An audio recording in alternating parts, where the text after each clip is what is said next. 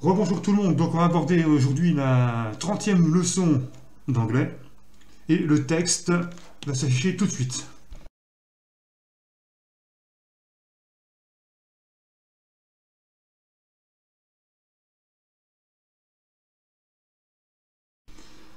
Voilà, allez, let's go. C'est parti. Sarah,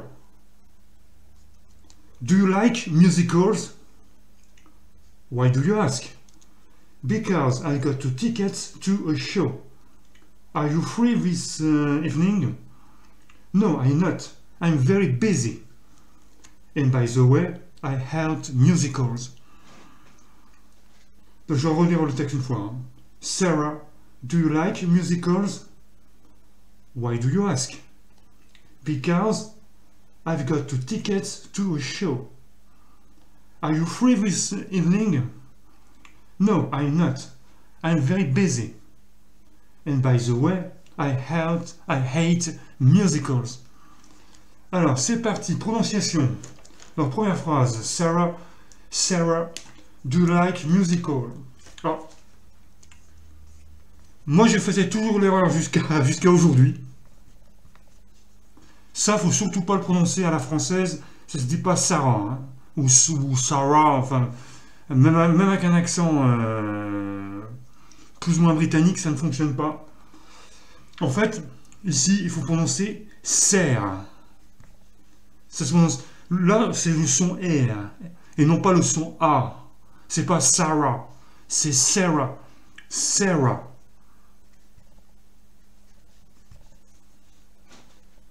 Donc attention à la prononciation des prénoms. Bah, ça peut... pareil que lui, hein. Lui on ne prononce pas Thomas. Hein. Ou Thomas, ou Thomas. Non, c'est... Faut pas oublier que ça... qu'il s'agit d'un T suivi d'un H. Alors ça ressemblerait plus à Thomas que Thomas. Enfin, normalement, si je ne me trompe pas, il me semble bien que quand il y a un T suivi d'un H, il y a une prononciation spécifique. Mais bon.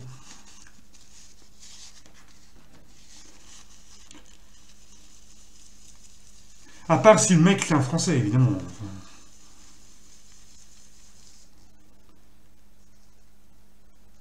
Et l'autre mot qui peut poser problème dans Do you like musicals, eh ben c'est celui-là.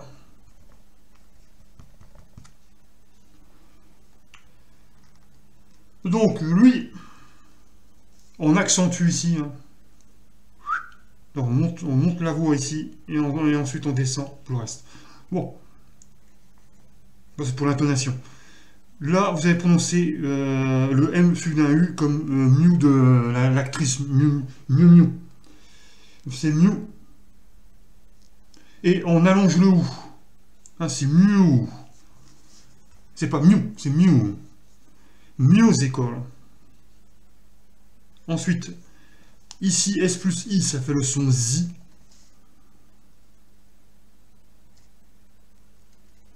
Et là, vous allez prononcer curls, musicals. C'est pas halls, c'est curls. Musicals. Halls. Musicals. Wow, c'est un son entre le E, le O, enfin vous cherchez un truc un peu... De toute façon,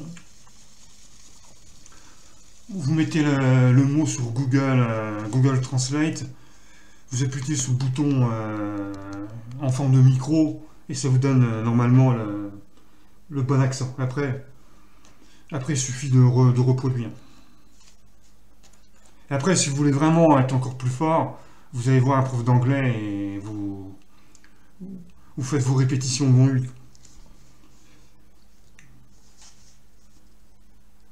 Why do you ask?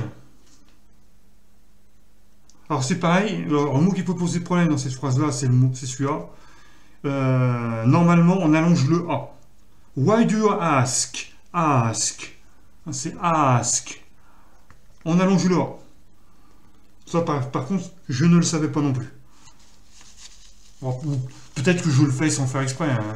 Des fois on arrive, ça peut arriver de bien prononcer sans le faire exprès. Ou sans trop savoir pourquoi on prononce correctement le mot, sans qu'il y ait d'explication. Ça peut arriver. Alors, le fameux. Là, vous avez prononcé because. C'est cause, mais en allongeant le O. Because. Voilà. Because. Et surtout pas because. Because, voilà. I've got 2 tickets to a show. Tickets. Alors, pareil, moi je prononce pas très bien. J'ai dit vous avez remarqué que je disais tickets. Buy ticket. Alors ça, normalement ça se dit tickets. C'est tickets. Tickets. Voilà. Puisque c'est une voyelle qui n'est pas accentuée. Hein. Souvent les fins de mots se prononcent, souvent le son E. Tickets. Est-ce qu'il y a un autre truc à voir? A show. Show must go on. Le show, alors on dit pas le show comme en français, c'est a show. Oh. On allonge le haut pareil. Hein. Et hove. On allonge le haut. C'est chaud. Chaud, c'est pas chaud. C'est chaud cacao. Hein. Chaud chocolat. Donc c'est chaud.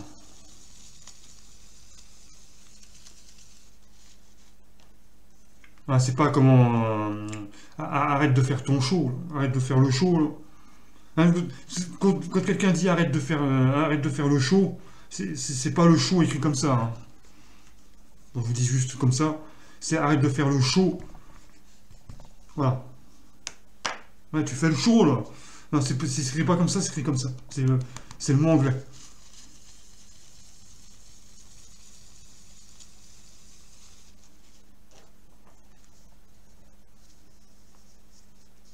Phrase 4.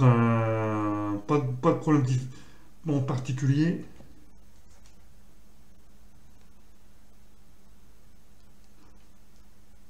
Ah oui, il y a un truc aussi. Lorsque l'accent tonique tombe sur la dernière syllabe, vous savez que normalement ça se prononce because. Ah, because. Mais là, il peut arriver de temps en temps que quand l'accent tonique tombe sur la dernière syllabe, vous allez le prononcer because.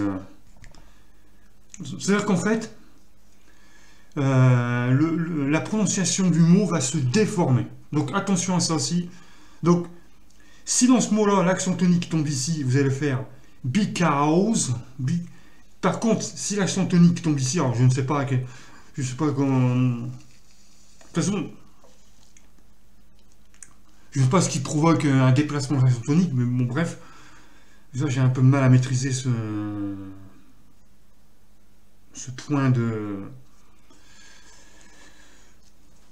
point particulier, c'est que si l'accent tonique il passe de là à là, il y a une déformation au niveau de la prononciation. C'est pour ça que des fois, de temps en temps, vous allez entendre because, ou vous allez des fois entendre plutôt because. Donc, bon, bah voilà. Because I've got 2 tickets to a show. Alors l'autre répond, are you free this evening? Est-ce qu'il y a un truc à dire? Oui. Tu as. Alors si t'as free, t'as tout compris. Le free, vous devez dire free. On allonge le i. Free. I want to break free.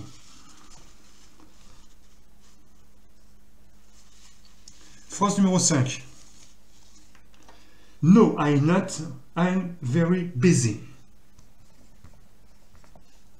Alors, pareil, il ne faut surtout pas prononcer busy. Busy, ça ne fonctionne pas non plus. Là, on va prononcer busy.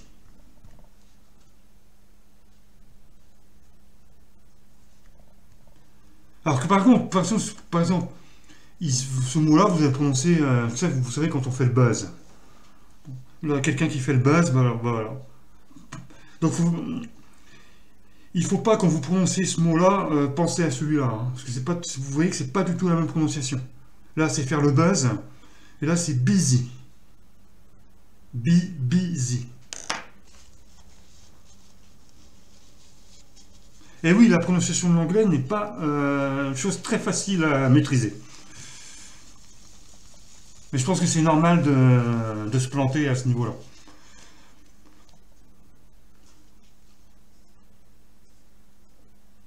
And by the way, I hate musicals.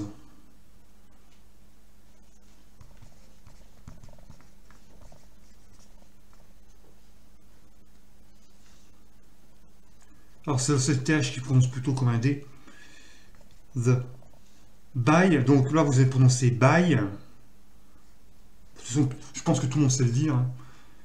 C'est comme goodbye. By the. Et là vous allez prononcer way. Way. Way. Way. By the way. Et pareil ici, ça se prononce hey, comme celui-là d'ailleurs, ça ressemble beaucoup. Et on aspire le H bien sûr, faut pas oublier que c'est un H, donc hate. Hey, et pas I, je sais pas comment. Hey, plutôt comme ça sera mieux. Hey, hate. I hate.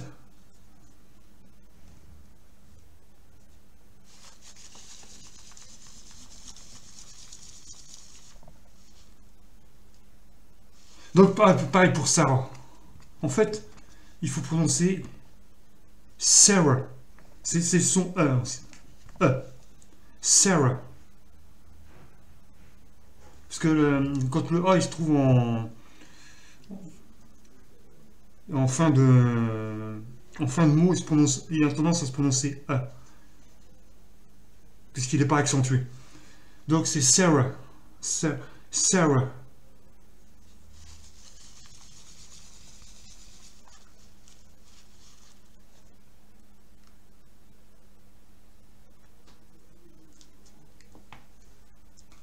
Donc, un petit rappel. Donc, je rappelle pour la prononciation.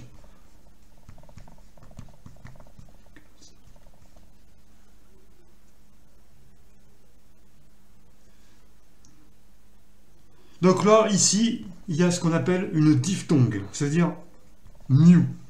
La diphtongue, c'est quand... comment expliquer ça? C'est quand il y a deux syllabes. New.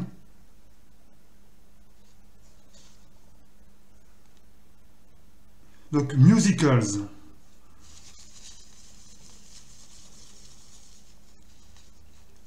Donc, on va répéter qu'il y a, comme l'accent il est ici, on va pas prononcer because, on va prononcer because. Et enfin, attention à busy. Là, on prononce bien sûr comme un i. Donc, c'est bien busy.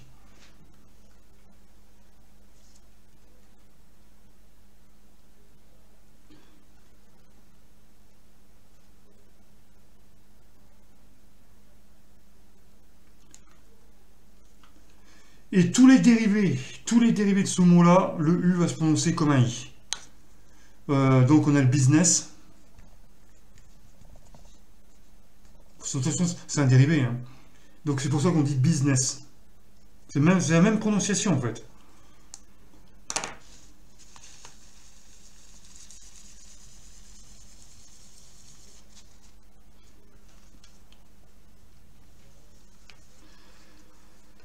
Donc je vais redire le texte en essayant de prononcer le plus correctement possible.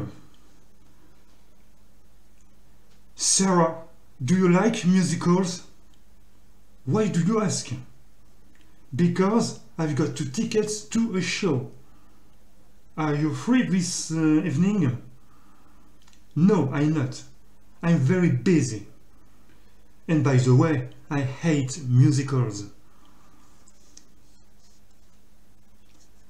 Allez, c'est parti mon kiki. Sarah, do you like musicals? Alors, c'est parti mon kiki pour le cours de, on va dire, de grammaire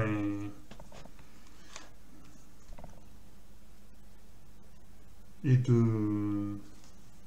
Parce qu'il n'y a pas que de la grammaire, il y a un peu de... Des fois, il y a un petit peu d'orthographe, il y a un petit peu de vocabulaire. Voilà.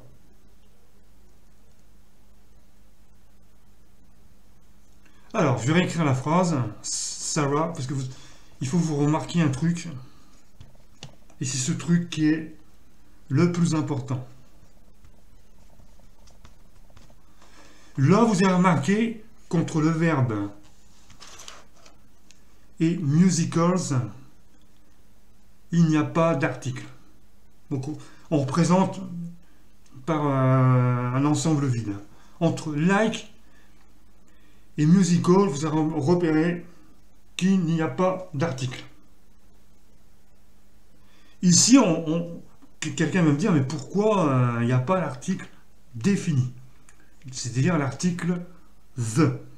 Pourquoi ici, il n'y a pas ce fameux article?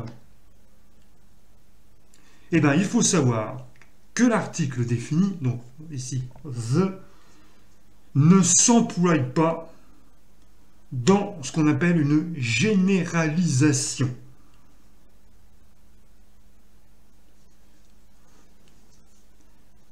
C'est-à-dire un énoncé qui n'est pas défini.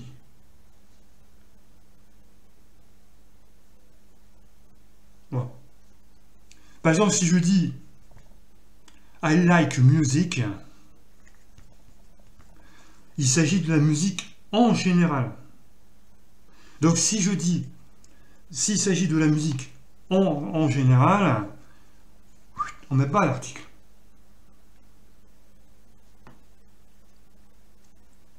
J'aime, ça veut dire j'aime la musique. J'aime la musique en général, on ne met pas l'article.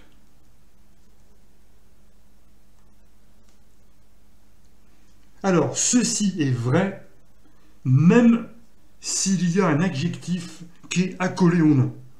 Même si tu as, je sais pas, I like classical music,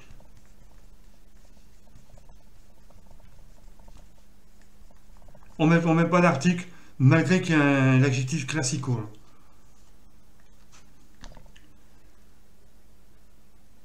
Ou ça peut être I like house music. Vous voyez que là, la house, il n'y a pas d'article.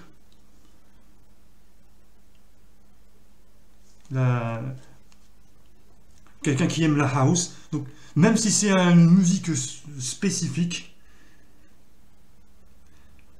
parce que on est toujours dans ce truc de général, quoi. Je n'aime pas la house.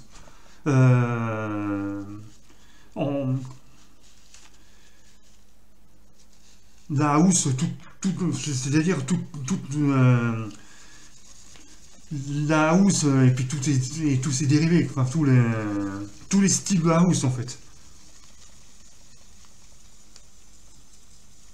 Ça reste toujours une notion générale, même si tu précises le type de musique, ça reste toujours une... Parce que la house peut se décliner en plusieurs variétés. Donc voilà. Donc on ne met pas d'article quand on parle d'une généralité.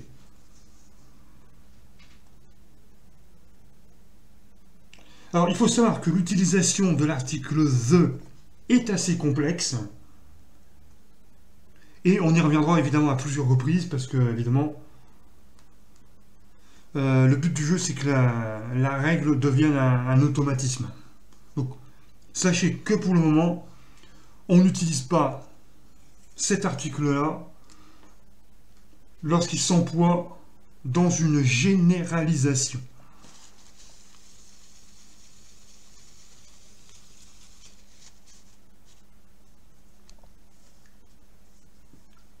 Allez, on continue. Why do you ask? Why do you ask?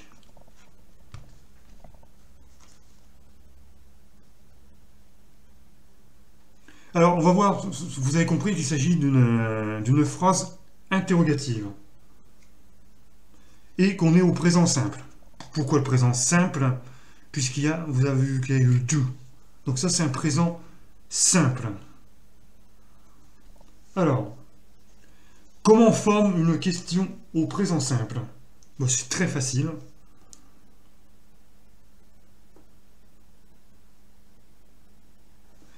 Alors, do, dans certains cas, ça peut être aussi does. Alors, à quel moment on utilise does? Ben, lorsqu'il s'agit de she, ou he, ou it. Troisième personne du singulier. Donc, n'oubliez pas. Donc, c'est do ou does, ben, selon les cas.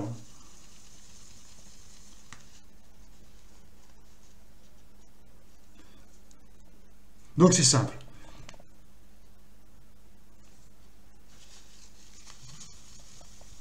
On va prendre une phrase. They like music. Vous savez que là, comme on est au présent simple, il n'y a pas l'auxiliaire do, mais il est sous-entendu. Hein. Donc il n'est pas là.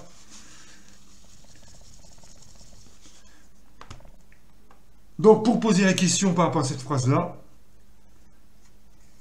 on commence par mettre l'auxiliaire do. Ensuite, on met le sujet.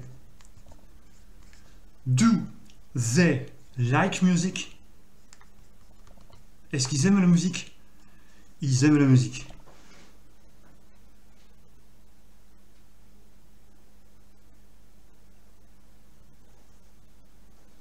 Un autre. On a she likes. She likes.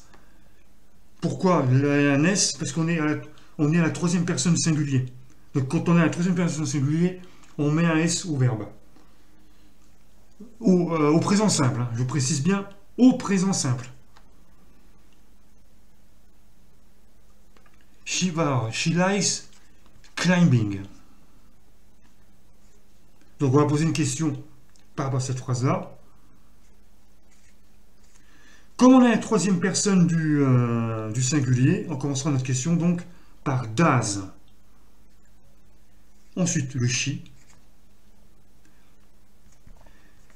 Alors ici, comme la marque du présent simple est sous l'auxiliaire, il n'y a pas besoin de le mettre sous le verbe. Donc ce sera does she like sans S, puisqu'en fait il est là. On ajoute un E entre les deux pour histoire de. Donc does she like climbing? Vous voyez que le S qui se trouve dans like, quand on pose une question, il se déplace ici. Et donc c'est do à la base. Et puis,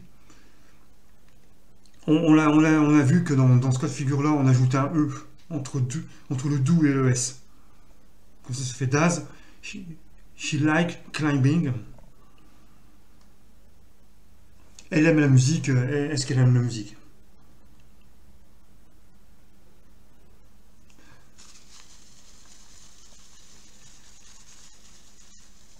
Alors attention, ne vous laissez pas piéger.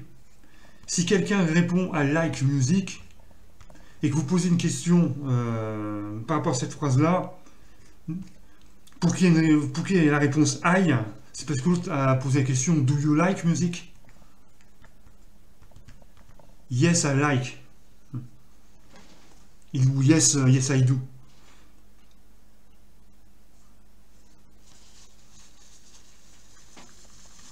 Alors maintenant, si vous rajoutez ce qu'on appelle un interrogatif, donc les genres de mots pourquoi, comment, qui, Donc si vous rajoutez un interrogatif, pourquoi, comment, qui, eh ben il suffit de le mettre en début de phrase. Donc pourquoi aime-t-elle l'escalade? Pourquoi aime-t-elle l'escalade? Donc pour le pourquoi c'est why. Ensuite on met l'auxiliaire. Why does she? Pourquoi does? Parce que c'est she, troisième personne singulier. Like climbing. Et l'autre répondra because, enfin ce qu'il veut quoi.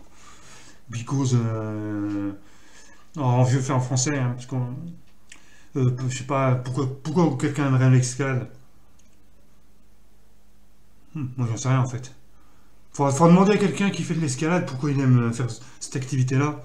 Et peut-être qu'il aime les sensations fortes, je sais pas, la liberté, enfin je...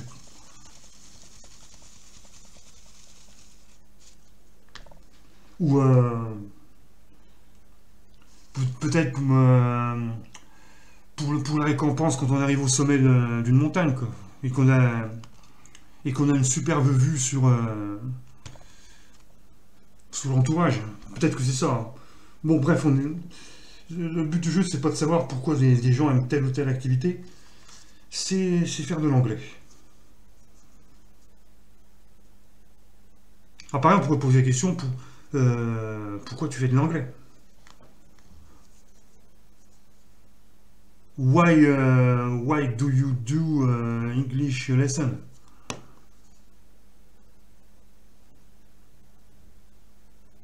What's your problem? What's the matter?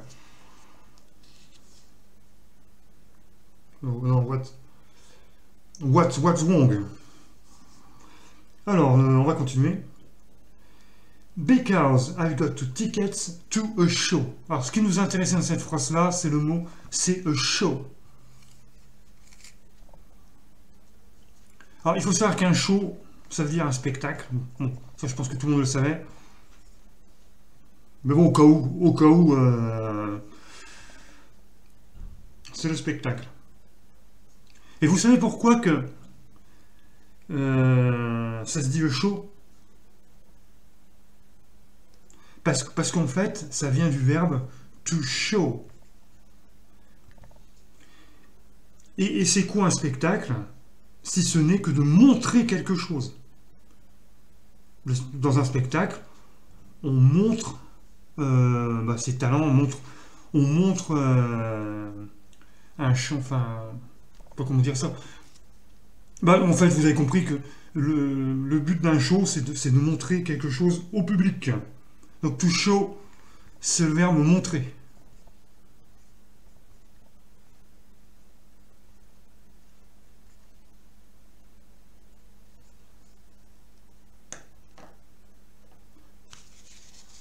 Montrer des émotions, voilà. Je cherchais un truc à montrer, on peut montrer tout simplement des émotions. Ou montrer aux autres comme quoi on a une superbe voix et qu'on est la star, quoi.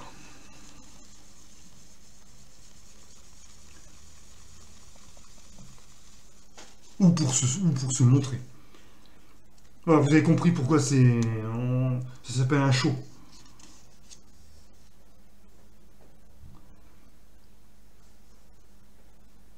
Alors, are you free this evening? Donc, pas de problème.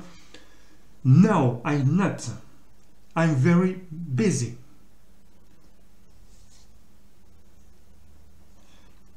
Donc là, ce qui nous intéresse, c'est le mot busy.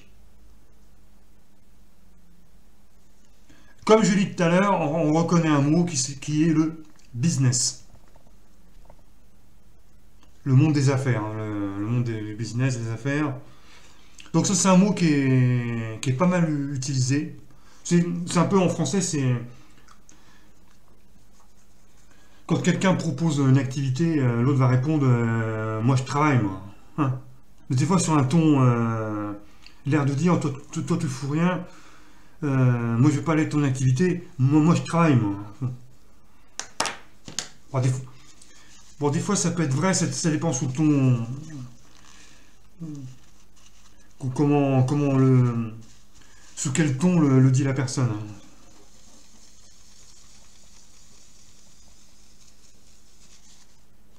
Bon, ça peut être... non, ouais, mais en ce moment j'ai beaucoup de boulot, je suis dans le business, pas trop le temps de m'amuser. Vous voyez que c'est différent de... moi je suis pas comme toi, moi je travaille, moi. Voilà. Donc le business. Donc quelqu'un qui est dans un business, c'est quelqu'un qui est occupé. Busy, donc, ça se traduira donc par occupé. Donc en l'occurrence, dans le texte, c'est une femme qui parle. Donc elle sera occupée avec un E à la fin, hein, on accorde. Or les wokistes, ils écrivont ça comme ça. Hein. Bon, écrivez ça comme vous voulez, pour se donner une petite fantaisie, surtout pour marquer qu'ils sont du côté des communistes. Donc voilà. Mais normalement, alors en français non wokiste, on met pas de point entre les deux.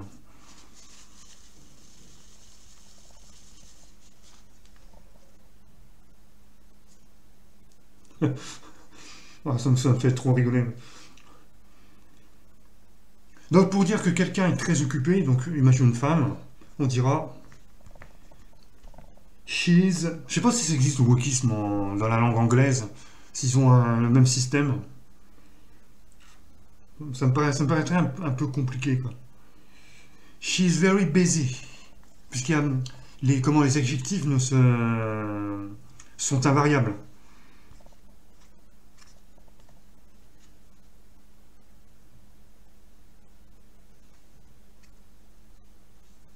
Donc, ouais, on peut pas faire d'écriture inclusive chez les Anglais parce que sous les adjectifs anglais, justement à cause de ce caractère d'invariabilité. Hein. Bon, donc pour dire qu'elle est très fatiguée, on dira she is very busy.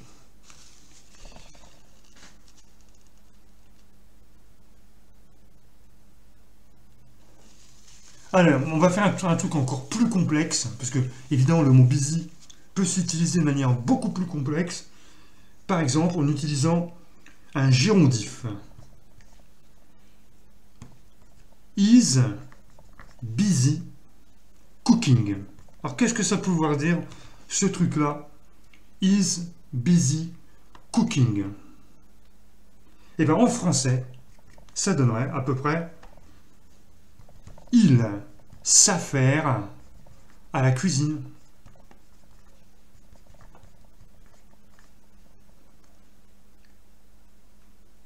Voilà. Donc là, vous avez un exemple de construction complexe.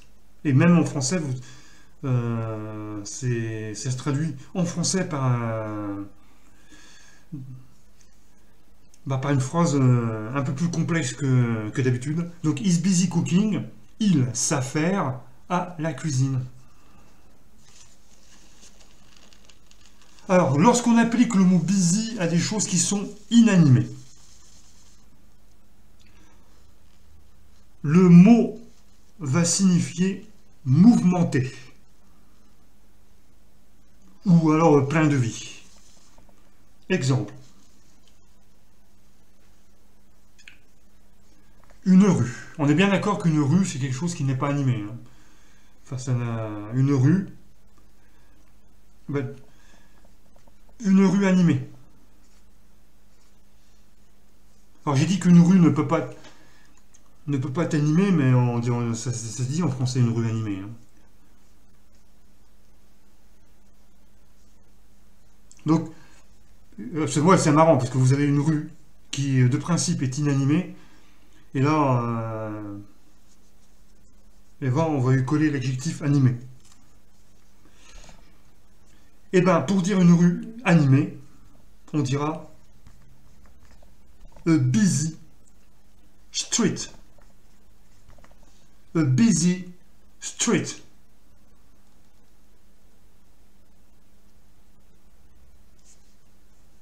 Une rue qui serait inanimée,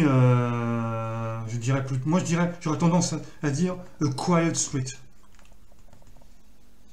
Enfin, je pense que L'inverse, ça serait ça, quoi.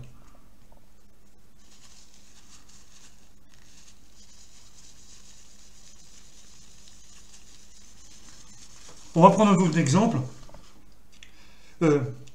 Si je veux dire une période très chargée de l'année. Une période très chargée de l'année. Alors, une période de l'année, on vous dira, si vous ne savez pas ce qu'on dit, on dit time, a time of year. Time, période de l'année, time of year.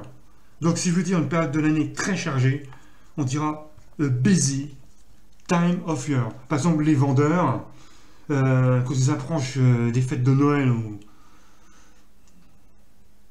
ce genre de fêtes-là, les vendeurs peuvent dire que c'est leur busy time of year. A busy time of year.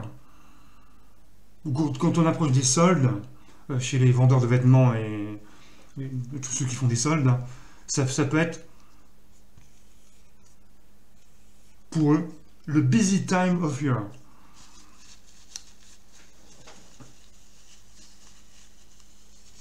Ah, je crois qu'on va s'arrêter. Parce qu'on est déjà à 36 minutes.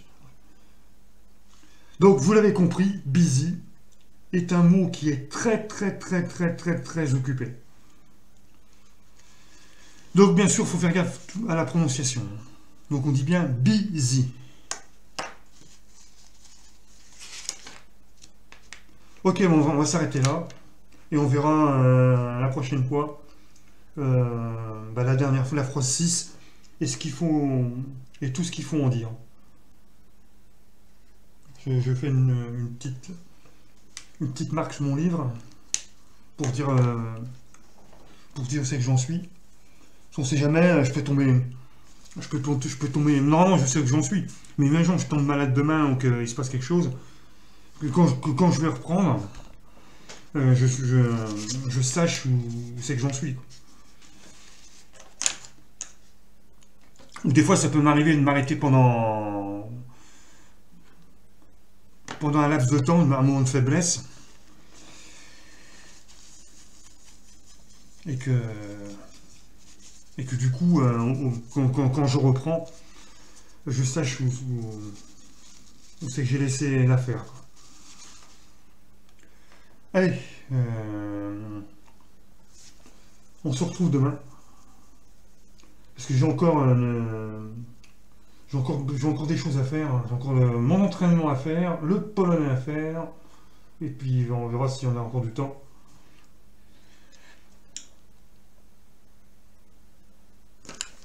Voilà, a busy day. I have a busy. Ouais, je sais même plus écrire. A busy day. Ciao, everybody.